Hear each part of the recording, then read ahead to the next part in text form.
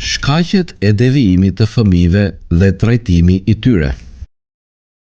Shkaqet dhe arsyet që e sjellin devijimin e fëmijëve, animin e tyre ka prishja e moralit dhe ka edukimi i keq në këtë shoqëri të mbushur me mëkate, me ndodhi të pakëndshme e me jetë pa cip, janë të shumta. Të shumta janë të keqijat dhe motivet që sjellin shkatërimin e me të cilat ballafaqohen njerëzit në çdo vend dhe hapësirë. Nëse ndodh që edukuesit nuk janë të përgjegjshëm e të aftë për të njohur shkaqet e devijimit e motivit të tyre dhe mundësitë e evitimit e mbrojtjes nga to, atëherë padyshim në shoqëri do të ketë gjenerata të devijuara, të palumtura, do të ketë keqbërës dhe kriminal.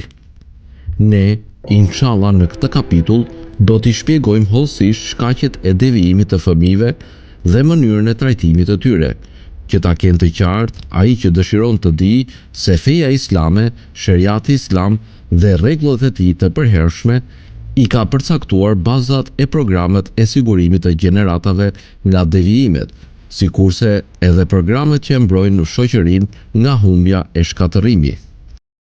Ja, urdhëroni, o ju që jeni edukues, lexoni se cilat janë shkaqet më të rëndësishme që e shkaktojnë devijimin e fëmijëve dhe cilat janë mënyrat më të mira të trajtimit të tyre, sipas rregullave të Islamit.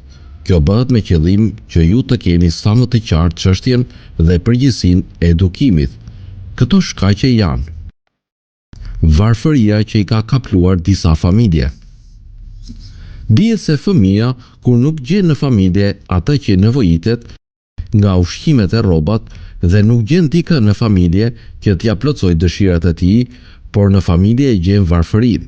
S'ka dyshim se në këtë rast ai do të largohet nga familja për të kërkuar punë. Si rrjedhoj do të bjerë në duart e njerëzve të këqij e kriminalëve dhe do të jetë i përfshirë në punë të këqija e devijuese. Andaj në këtë mënyrë, fenomen në shoqëri, kriminalët të cilët përfshin rrezik për njerëzit, pasurinë dhe nderin e tyre. Feja islame me ligjin e saj të drejtë i ka përcaktuar bazat e sigurimit nga varfëria dhe mënyrën e luftimit të këtij fenomeni. Ka përcaktuar se çdo njeri e ka të drejtë të jetojë i respektuar dhe po ashtu ka vendosur ligjet që ta sigurojnë çdo person gjërat më elementare të jetës, si vetbanimin, ushqimin dhe veshmbathjen. Gjithashtu ka parapar për çdo shoqëri muslimane metoda praktike për të eliminuar varfërinë një herë e përgjithmonë. Si ka përcaktuar sigurimin e vendit të punës për çdo vendas, dhënien e pagave mujore nga arka shtetërore për çdo person që nuk është i aftë për punë, kompensim familjar për çdo baba që ka familje dhe fëmijë t'i ruaj ponjakët, të vejat dhe pleqt. Të gjitha këto i ka përcaktuar vetëm e vetëm që t'u ruaj këtyre njerëzve respektin njerëzor dhe t'u ofrojë jetë më të begatshme. Ka dhe mjete e rregullat të tjera që po të realizoshin dhe zbatohen duke kaluar nëpër etapa të caktuara, do të eliminoheshin në shoqëri shkaqet më të rëndësishme që sjellin krimin, shkatërrimin e devijimin. Islami ka përcaktuar rregulla që i japin fund përgjithmonë varfërisë dhe skamjes. Konfliktet dhe mosmarrveshjet ndërmjet prindërve. Njëra prej shkaqeve kryesore që e sjellin devijimin e fëmijës është konflikti dhe mosmarrveshjet e vazhdueshme ndërmjet prindërve. Fëmia kohën më të gjatë e kalon me ta dhe sa më së shumti ka takime me ta. Fëmia kur e sheh se çfarë po ndodh me kujdestarët e tij, sigurisht se do të largohet nga atmosfera e zymt e shtëpisë dhe do të largohet nga rrethi i familjes së shturur për ta kërkuar ndonjë vend për shoqëri që ta kalojë pjesë më të madhe së kohës së lirë. Në këtë rast, nëse fëmia shoqërohet me shok të këqij, atëherë edhe ai do të devijojë, do ta përvetsojë moralin e keq dhe zakonet më të këqija. Mirë po, më e keqja është se nëse tek ai ngulitet morali i keq, do të bëj krime dhe do të jetë krijues i shumë telasheve të vendit ku jeton e me njerëzit që jeton. Feja islame me ligjet e saj të përhershme i ka bërë të qarta rregullat e mënyrat se si duhet zgjedhur bashkëshorten dhe po ashtu u ka bërë të qartë kujdestarëve të femrës se si duhet t'ia zgjidhin vajzës së tyre një bashkëshort të mirë. Me anë të kësaj përzgjedhjeje arrihen dashuria, mirëkuptimi e ndihma ndërmjet bashkëshortëve dhe po ashtu largohen problemet familjare e zëngat ndërmjet bashkëshortëve. Rregullat e përzgjedhjes së bashkëshortëve i kemi shpjeguar në kapitullin e parë të këtij libri. Padyshim se përzgjedhja e bashkëshortëve është një prej fenomeneve kryesore për ta pasur një familje të lumtur dhe shembullore. Rastet e shkurrëzimit të shoqëruara nga varfëria.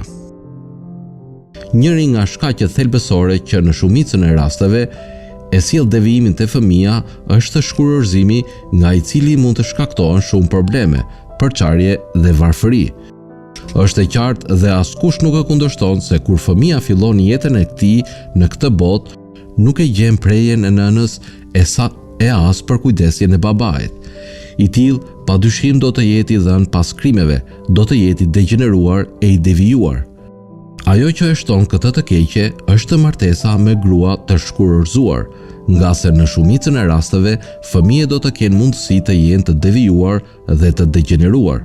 Po ashtu, një çështje që sjell probleme është se pas shkurrëzimit nënën mund ta kaplojë varfëria dhe se ajo në kohë rast do të jetë e detyruar që të kërkojë punë jashtë shtëpisë.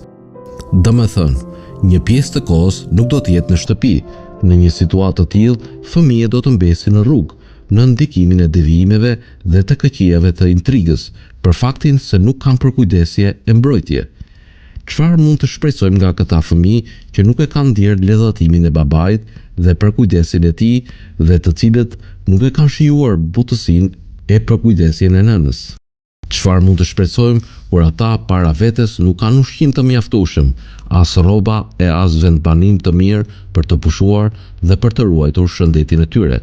E vërteta është se ne nuk presim prej tyre veç se shkatërrim, degenerim dhe krime. E të pakët janë ata të cilët jetojnë në rrethana të këtilla, e që nuk janë të tillë. Feja islame me parimet dhe rregullat e veta të përpikta i urdhëron bashkëshortët që t'i zbatojnë obligimet dhe të drejtat e tyre reciproke, me qëllim që të arrihet sukses në jetë dhe në familje.